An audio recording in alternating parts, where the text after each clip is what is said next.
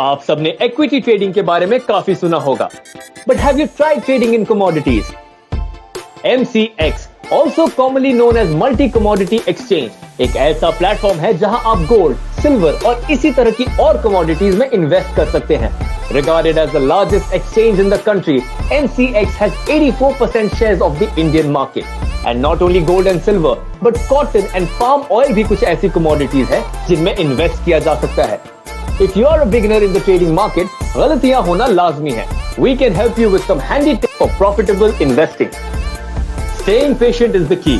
और अगर आप MCX में पार्टिसिपेट कर रहे हैं, तो तेजी दिखाने से आपका ही नुकसान हो सकता है। The most important thing is to be aware कि मार्केट में एक्चुअली हो क्या रहा है।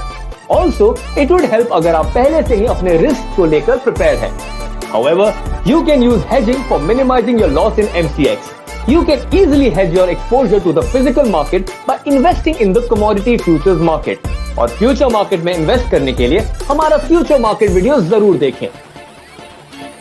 Investments in securities market are subject to market risk. Read all the related documents carefully before investing.